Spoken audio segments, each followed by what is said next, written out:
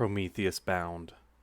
This situation the mortals found themselves in the Third Age could not, and indeed did not, continue. The gods tired of babysitting their mortal worshippers, and the day and dawn of the age had been enough time to bury the ancient enemy. The mortals had suffered enough. Besides, the gods had other affairs to attend to, while the mortals were an important part of their politicking. That's all mortals ever were to the 99, just a part. So the gods released them during the dusk of the Third Age. This is 3,749,760 years after the start of the First Age.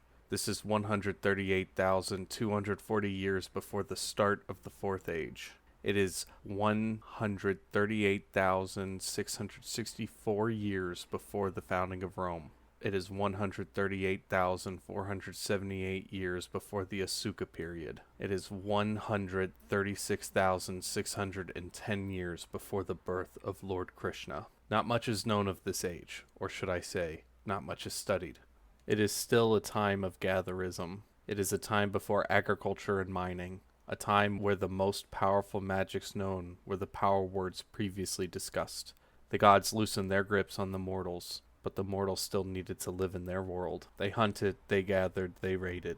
The elves knew their true agriculture and had a few sacred sites to seasonally come to, but even then, they drifted away, for they did not know how to build a permanent shelter. The mortals migrated from place to place. They did not even know of the ley. When they did encounter it, they did not study it. They would stumble into this thing and fear it, running far away, distributing the mortal races across the planet. O Empress, it is a fear for any king. What people, what things, lie just beyond the ley? The dwarves were kept in their holds, however.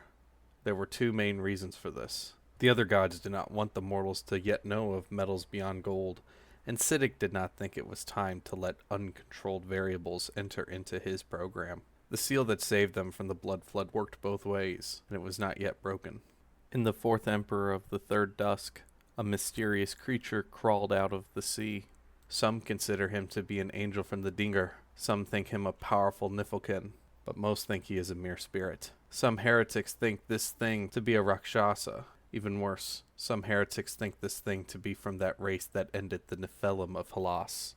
This creature came to a tribe of humans whose descendants call themselves Sumer, and who now refer to him as Oannes.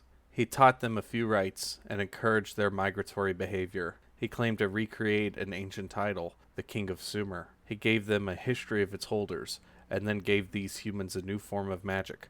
Had revealed to them a lost form of magic. End footnote. These rites were, for now, centered on keeping the king long and old, but Oannes warned them. The length of the reign of the King of Sumer would decline with the resulting aeons, coming to the span of a normal man in the fourth, but would rebound for tens of thousands of years in the Fifth Age. But they would have to keep the title in continuous usage if they were to keep this magic alive. The precise function and the precise succession line of this title has been a hotly contested issue since. We should also report that even in Sinai, where the Blood Elf dynasty of Shah had ruled since the first emperor of the Third Dawn, there was still autonomy. The Shah lived in Nephilim ruins and still used bones and still migrated. It was nothing like the city-states of the late Third Age, or the kingdoms that would follow them. So, we should not be surprised that in Sinai there were many cultures and groups unbeholden and ignorant of the Shah, and even when they weren't, this was mainly a ceremonial religious devotion. It was in 762, fourth god of the Third Dusk, that the Red Deer Cave people of Sinai disappeared. This stasis continued until the fourth lyre of the Third Dusk. The gods had known that, due to the development of the mortal races, they would have to stay away from their mortals and become less and less involved. Even the forces of hell relented, to an extent. Footnote. We will discuss in greater depth the way that hell's relationship to the materium changed during the Third Age in the section The Patriarch and the Devil. End footnote. This was the start of the Makoquian period, when mortals began to create hand axes. Besides, the astrological significance of the lyre had made it a ceremonious condition, and the 99 love ritual. They enacted the most dramatic law of all. They would no longer take mortal heroes to Atlantis. Any who went would now go there on their own. Perhaps related, the stargazers stopped meeting.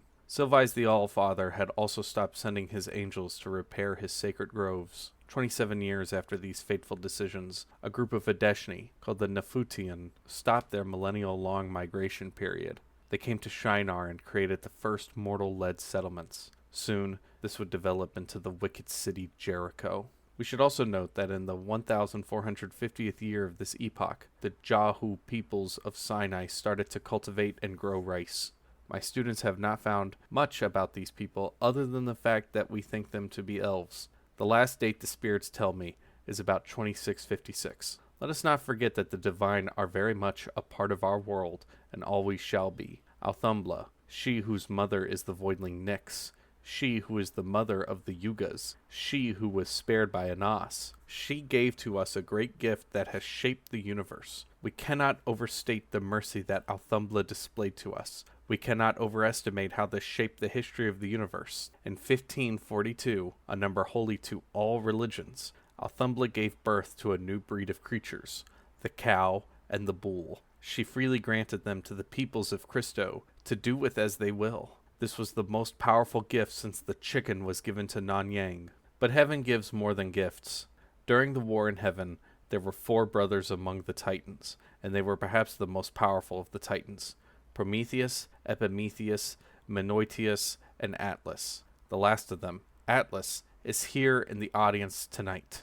Each of them were warriors, scholars, connoisseurs, statesmen, liberal progressives, incorrigibles, and each perfectly embodied a particular aspect of the Titans. Prometheus was their intellect, their capacity for philosophy. Epimetheus was their man of action, the ideal statesman. Menoetius was their savage brute, the tyrant of pain and violence. Atlas was their strategy and tactics, the man who can plan a battle without even looking at the map.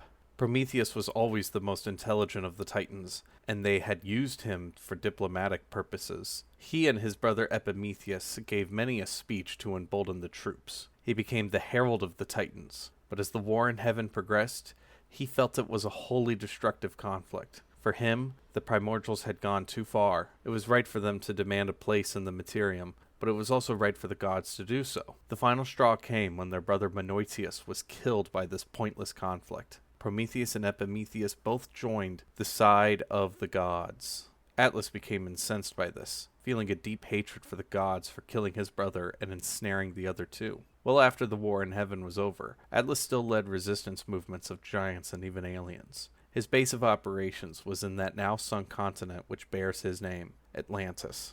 Sometime after Lai's empire was crushed, Atlas was caught and brought before the gods. Prometheus and Epimetheus pleaded to their brother on behalf of the gods, and for their brother to the gods. Indeed, their pleas had saved the giants from the fate of the aliens. The gods let them have their own castles in the sky. The gods listened to these titans and spared Atlas, and Atlas listened to these titans and spared himself. They reached an agreement that he should be banished to Mora. Atlantis, meanwhile, became the last refuge of the Nephilim, as the gods rescinded their occupation of the earthly plane. However, when the ancient elven empires started to come about, certain esotericists among the elves listened to the old myths. Different expeditions were funded, going all across Mora in search of Atlas. Finally, he was found, and he did parley with the elves. He listened to them in earnest.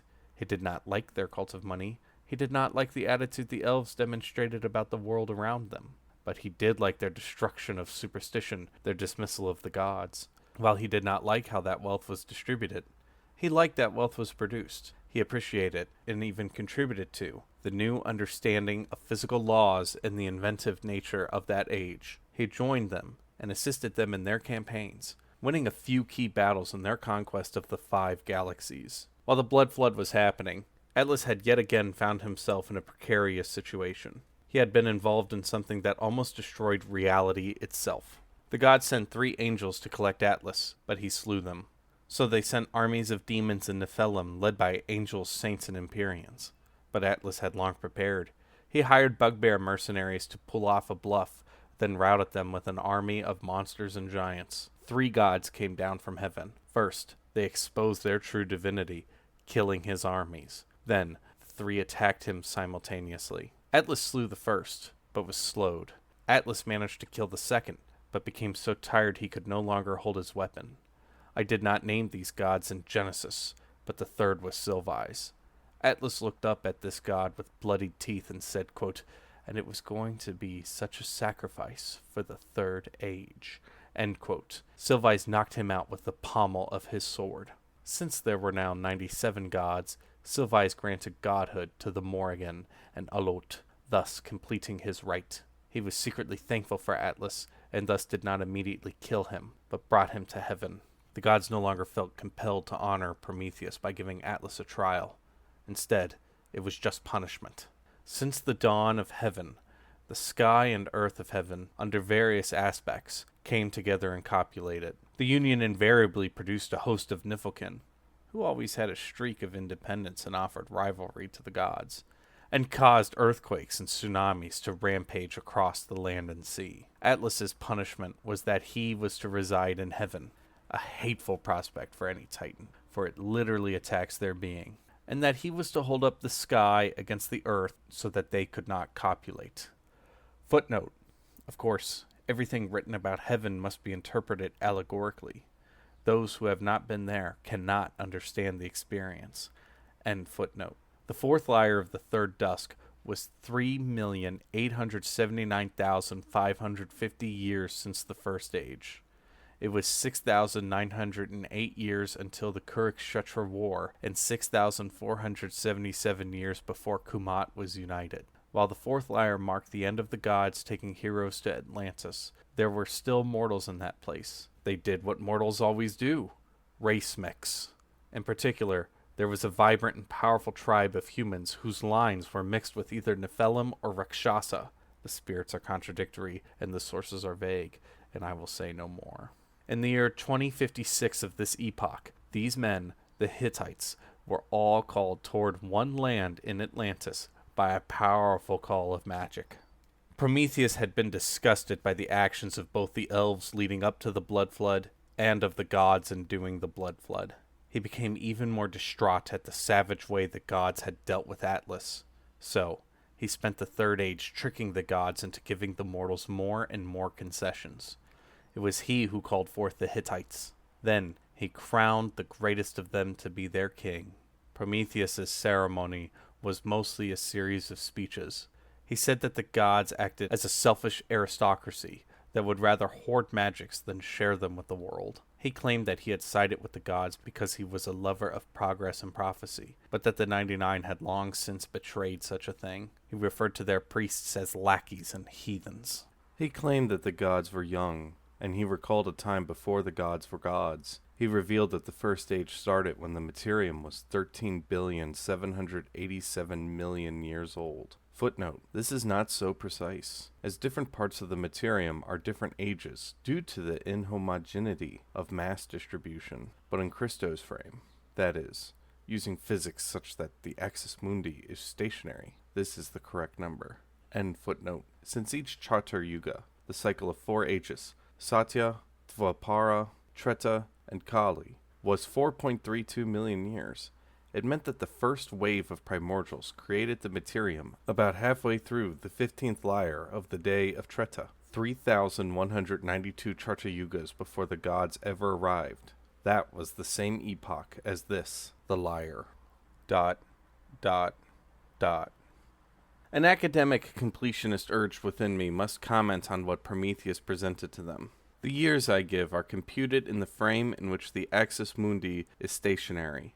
Our best current understanding of astrology is as such. There is a Brahma, which lives 100 years in his reckoning. Each year is subdivided into 12 months, and each month consists of 30 days and 30 nights of equal length. A day in that reckoning is called a kalpa in ours, and it lasts 4.32 billion years. Each kalpa is divided into 2 different units, called a sandha and a manvantara.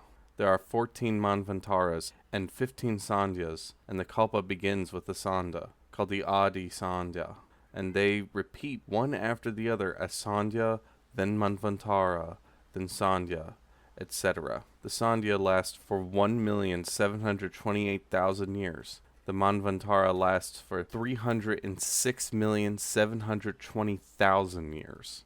The Manvantara is divided into 71 Charta Yuga cycles, and each Charta Yuga is 4,320,000 years, and they are subdivided into 4 yugas, and during each the corresponding yuga rules on the silver throne in the citadel of time.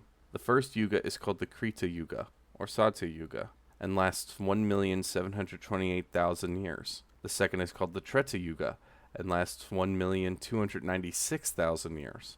The third is the Dwapara Yuga, which lasts 864,000 years. The fourth is the Kali Yuga, our Yuga, which lasts 432,000 years. A Yuga may also be called an age. Each Yuga is divided into sub-ages: the dawn, the day, and the dusk. The dawn and dusk each last 16% of the age, and for most purposes, no one actually says the day of so-and-so Yuga, but they will say the dawn or dusk.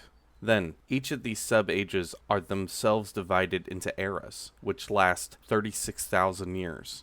Each era is then divided into 9 epochs: the Emperor, 4,200 years; the Soldier, 4,050 years; the Warrior, 3,850 years; the Giant, 3,600 years; the Dragon, 4,400 years; the Alien, 3,650 years; the God, 3,800 years; the Liar, 4,200 years; and the Slave, 4,250 years. There will be times when the sub-yuga interrupts the era, in which case the era ends and a new one begins, and the next era begins with whatever epoch was interrupted, and finishes the cycle at the epoch of the slave. For example, the dawn of the Satya Yuga ends on the epoch of the god, which means that the day of the Satya Yuga begins during the epoch of the god, though this epoch is not the full 3,800 years. For those who want to know the entirety of these, quote, interruptions, please ask me, and I will gladly explain. An era is also called a great year. All ages always begin with the epoch of the emperor and end with the epoch of the slave, and our calendars always begin on year 0. It is the work of our empire that had set this forth, basing ourselves on our ancestors who primitively mapped this time with the stars. An aeon is simply a generic term for any astrological period, or even historical or geological moments. If we want to specify a year, then, we reference it with regards to the epoch. We say, it is 143, the 144th year of the current epoch, as we start at year 0. But if it is not clear what epoch we are referencing, one could say, quote, 143 epoch of the dragon, in the 8th era of the day of the first age, end quote.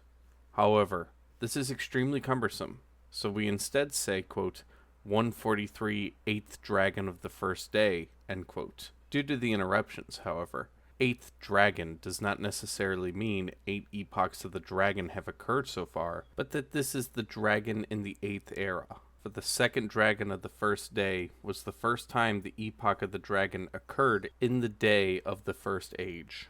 The year can be further subdivided, and Cristo herself manipulated the movement of our homeworld's moons and suns to better reflect this for our empire. Each year ends with the rise of the blood moon, a time which empowers monsters and aggressivity and violence. Each year is subdivided into 16 months. Each month ends when Terra, the green moon with blue oceans, is full, and across all the materium, the Terran cycle regulates lycanthropic cycles. Terra exists simultaneously in the fairy realms, the spirit world, and the materium, and is teeming with life.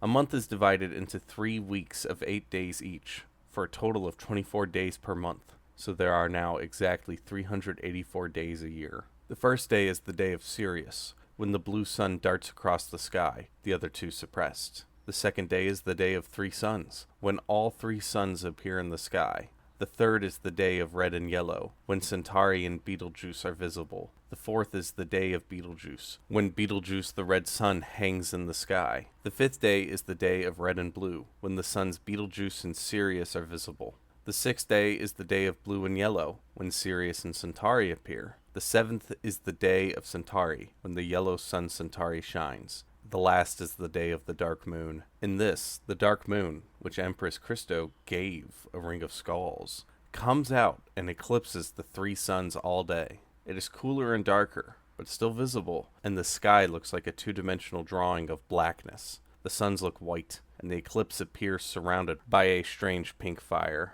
There is another division of years called the zodiac cycle. It is an 11-year cycle, and the successive periods, the zodiacs, are named rat, crocodile, tiger, dragon, snake, horse, goat, monkey, basilisk, cat, and kotal. The cycle begins with rat, as year 0 of the first age was the year of the rat. Cristo ensured that Luna, the white moon with gray craters, where the university she founded, the Arcanus, is placed, would have an 11-day cycle. Thus, one can tell the zodiac by the day Luna is full. I bring all this up for those who may not be familiar with the broader specifics of history, or those who have never graced the soil of the home world before. What is generally agreed upon is that the first moment of the first age, defined by Anas cutting off the head of Orcus, symbolizing the god's defeat of the Alcæans, was the first moment of its year, and that it was the first moment of the day of the Satya Yuga. There were thus Charter Yugas before and after it. But beyond that, where we are in the Manvanatara or Kalpa, or even which Manvanatara or Kalpa we are in, is a point of scholarly contention. If we say the current Kalpa began during the first age, then over 3 Kalpas have advanced between the creation of the Materium and the first age. It would mean that the Materium began 4 Kalpas ago, 3,493,000,000 years into its Kalpa. That means that 11 full Manvanataras and 12 full Santhyas have passed, putting it in the Rudra Savarni Manvanatara, with the Materium being created 98,344,000 years into that Manvanatara. This would mean that 22 Charta Yuga cycles have passed, placing us in the 23rd such cycle, 33,400 years into it. This would be the epoch of the soldier in the 3rd era of the Satya Yuga, the Satya Yuga proper, that is, the day. Now you see why I have called this part numbers. This is not the epoch of the liar, like Prometheus promised. Of course, this math presupposes that the first age denoted a new kalpa, but Prometheus did not mention anything about the kalpas. He merely stopped at the Charta Yuga. Why? Was he bending the truth to get them to act, or to know a different truth? Was he illuminating them about the Charta Yuga and not trying to confuse them? Or did they already know the Charta Yugic cycles? Does he himself not know about these broader divisions and where we lie within them? Of course, how absurd is it to speak of years accounted by the axis mundi before the Materium even existed? For in that moment began time in our reckoning, and for the Materium there was nothing, not even void, before that. How absurd is it to speak of time before the citadel, even sands of time regulated the dance of the voidlings. ... Back to the point. He challenged the entire narrative that this was the, quote, 3rd age at all. He said that the young gods would face the same shame all new rulers who boast that they shall rule for 1,000 years will face. Oh, he said, in their hubris, they have forgotten their place in time and space. He made a further argument which confused many of the audience. It wasn't being self-contradictory, but it came across that way. Footnote. All orators who make increasingly complex arguments to an audience who weren't even exposed to the first argument face this issue.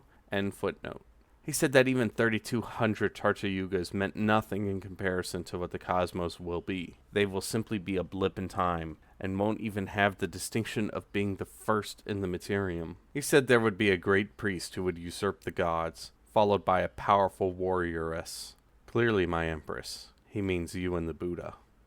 He claimed that the myth of Lord Kalki was purposefully skewed. He said that it was true that at the end of days, Lord Kalki would emerge as a leader and a hero, but contrary to what the gods say, Kalki would bring heaven down, brick by brick. The speech made the Hittites uncomfortable. To them, what they heard was not a man speaking of liberation, but a lunatic raving about chaos. They could not imagine a world without the gods. For them, and many others, that which is good is granted by God and God alone, and that which is bad, well, that is just how the world is, and there is no changing that.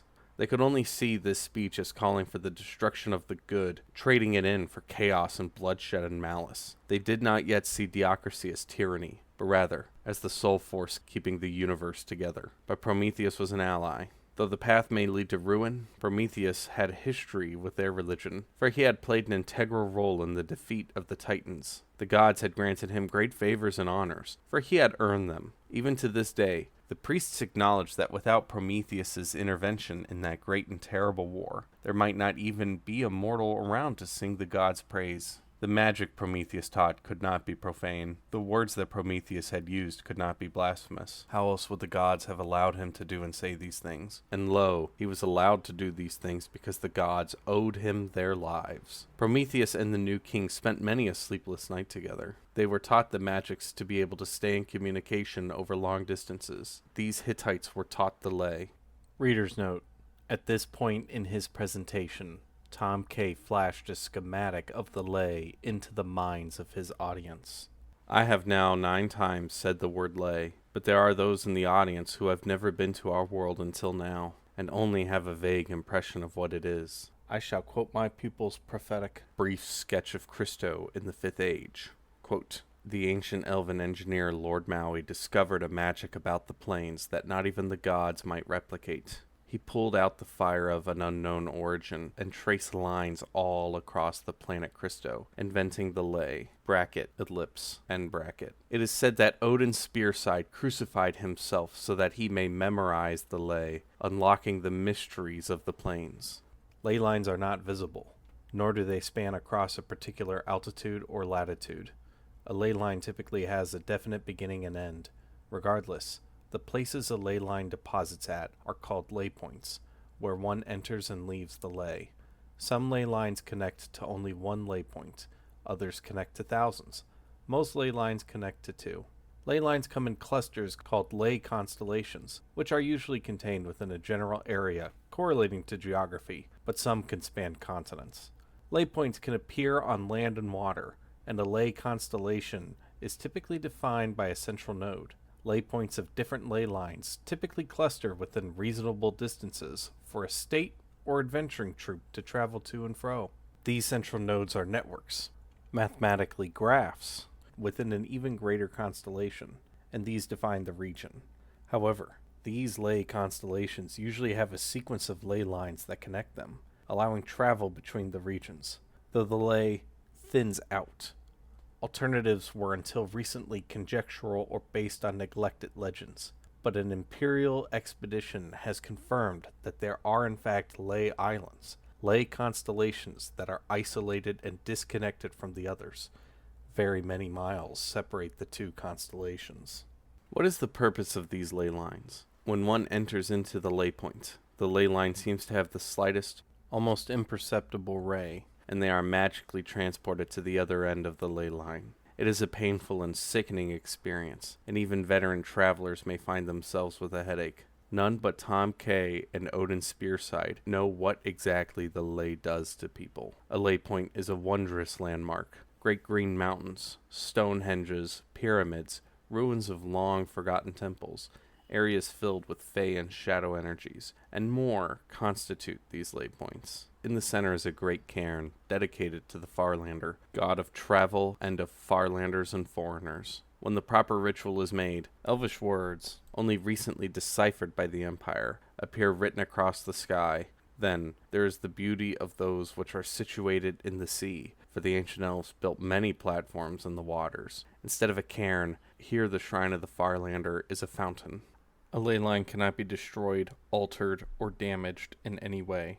It is a permanent feature of the land. None have the technology to create more, or destroy those that exist. A river might meander. The ley lines are immutable. It remains for you to chart them. To say something is beyond the ley is to say that it is far away from any known ley point. End quote. Then he taught the Hittites the Oath of Anas. This is the thing more powerful than mere headhunters. It can only be entered into consensually. Even a soft exertion of power will prevent the rite from taking place. It also must include loopholes for both parties to become free. but those who break this oath are punished by Anas and his minions. A minor oath taker with a minor oath may only induce the wrath of some angel or Empyrean, but Anas has been involved before. Anas is perfectly willing to allow the entirety of reality to end if the oath takers were of import. This is not some childhood promise. This is for real. It is a mistake to think that you are safe. The Hittites were then instructed to go across the world and teach the mortals, and in many ways became to humans what blood elves are to elves. For over 1,000 years the Hittites came to and fro. Even those that had no contact with the Hittites were shaped and influenced by them, and indeed, all nations of the empire in some way, shape, or form owe their origin to Prometheus's fateful decision. The gods were incensed by this. They bound Prometheus to a mountain and cursed him so that an eagle would come every day and devour his liver, only for it to heal. But the gods were not satisfied with this. No matter how much Prometheus suffered, mortality had unlocked something the gods had wanted kept sealed. So they devised a cunning plan. They crafted the most beautiful specimen of mortality, an entity which was the creation of the gods as a whole, a race unto her own, Pandora. But they made her imprudent, curious, and impulsive, a fitting bride for afterthought. Epimetheus went to his brother in those hours after the bird had left and sought counsel. Prometheus declared that this was clearly a trick, and Epimetheus agreed. But they had such chemistry together, both being fascinated by magic, students of the natural world, and both were stunning and gorgeous. Both were the types to shoot first and ask questions last. Epimetheus told his brother that though this was a trick, he would gladly suffer any consequences for his love. These curious curies would explore the world together. Consequences be damned. Footnote: the alliteration is a reference to two sages of the Second Age who discovered great powers in magics. However, they did not know the dangers of their magics, and suffered greatly as the first pioneers. Reader's note: I am loath to break the fourth wall, so I shall minimize it. What a marvelous thing, this correspondence between our world and Tom K's. Even religious texts and historical treatises appear in both. Though Tom K tells us scant about the Curies, I am sure they are like and dislike ours. For the religious texts, peoples, and histories seem distinct in both subtle and blatant ways. End footnote. The wedding was a divine affair, complete with the best foods and smells. For entertainment, Kunirama and Mara deceived people with the most marvelous of illusions, while the crowd smoked hashish and drank soma. The evening concluded with a contest between Eleazar and Pilar, of which Eleazar won. As the victor, he was allowed to present his final gift, which was the whole reason for the affair. You see, the gods had only created Pandora to come up with an excuse to bestow this jar to Epimetheus. Eleazar presented his jar to the happy couple, and instructed them not to look into it. But curious Epimetheus and Pandora wondered about so much, and safety was not their first priority. In 3221 of that epoch, the couple could resist their inquiry no longer, and without prior study, opened the box. It released 12 plagues onto the planet. They quickly shut the jar and resealed it, but it was too late. Only hope remained. Of course, such a catastrophe did not make mortality happier or more inclined to the gods. Some Hittites forsook the gods over this and became atheists. This led to major splits, with the religious Hittites eventually settling in Asia. Still, they spread, and since they spread contradictory to each other, they formed counter-alliances. They taught the Oath of Anas to various tribes. These tribes then made new alliances which came in contradiction to each other, and they even requested impossible things. Historians nigh universally agree that this set the stage for the future Shan War. Each alliance, Magician's Guild, and Counter Tendency courted some group. They would have that group swear to not partake in some activity or say some words, but then a rival alliance or guild or tendency would come to that same group and have them swear the opposite, and hence oaths and dharmas conflicted. The gods used this as an opportunity to move some pawns around. Many spirits sat idly by, waiting for the other shoe to drop. One last thing to note. It was in the year 3297 of this epoch that the city of Damascus was founded. What an important city. What a rich and vibrant history.